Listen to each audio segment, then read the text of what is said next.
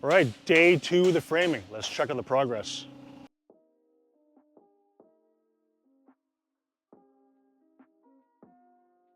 Okay, check it out.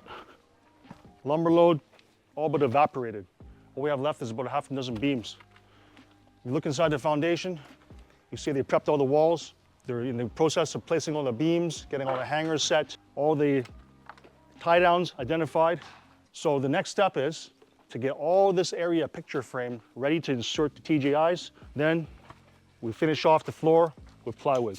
Right now, what you see is all the preparations done before the first floor goes in. All right, now that the top plates are installed, let's have a look at this detail I was trying to explain from yesterday's episode. I'm going to use this piece of wood to represent the insulation that would go in. Okay, so typically insulation will be pressed against the foundation on the inside, followed by a little bit of airspace, and then 2x4 wall is built. Okay, a little bit of air gap there. So you see, now you've created an environment where you have a blocking. So in the event there's any fire that takes place, fire cannot travel beyond here. It gets stopped right here. Okay, so this is the blocking. Okay, now what I do see on other builds is the use of 2x8s as a top plate, and then they just continue building the rest of the framing, but they leave this part out, so this part doesn't exist. Okay, then when you go to build your inside wall, you have to scab on another piece to extend to cover the area where the fire can go up. And that's going to be at a later time, and that's also going to be from down below, because you'll no longer have access from above. It's way faster and way nicer to put it at this stage because you can easily work. You kill 2 birds with 1 stone, and it's a much cleaner job. Can you imagine scabbing it all in later when the ceilings are all in and the floor package is all in, and you're trying to work from below? It's not as easy to see, and right now you can cut a nice straight line. It's easy to work with, and in the end, it's going to look a lot better. All right, let's talk about the purposes of these anchor bolts. Okay, anchor bolts hold down the top plates. Okay, you see all the ones with the large bolts. Okay, now what are these ones here? These are the seismic restraints. This is not the exact product, but it's similar. Okay, so for this project, the engineer called for this type of hold down, where you saw before, this was marked in red before the foundation was poured. It goes down into the concrete. It's got an S-shaped pattern to make sure it's locked into the concrete, never going to pull it out. You're going to extend this section here, the 5/8 ready rod, beyond the first floor. The first floor is going to end about here. It's going to extend about this tall.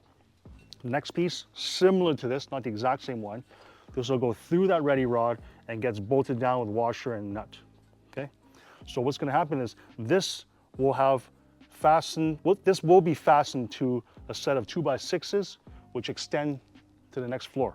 And this is called a hold down. So this will hold down the house in any kind of seismic events. Okay, so we'll come back to this, but this is the principle behind using hold downs for foundations.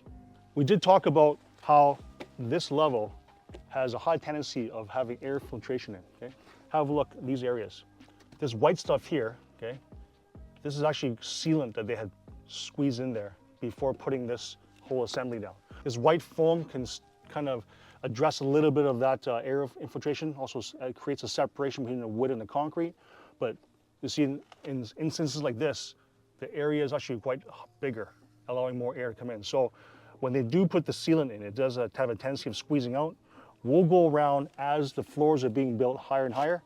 We'll start caulking these areas. Okay? These are very low hanging fruit for air leakage. And also when it comes to areas like this, okay, all these areas from the inside, it's good to tool a bead of caulking all along here, or whatever air sealing caulks that you guys use, okay, all along here. This is a very good practice. Same as along here. All these areas are potential areas for leakages, for air coming in. And it doesn't look like much, but when it all adds up, it creates a big pathway for air to come through. Okay, so let's give these guys another day or so to finish off all the preparations on the foundation level. Next up, TGIs, plywood, onto the second floor.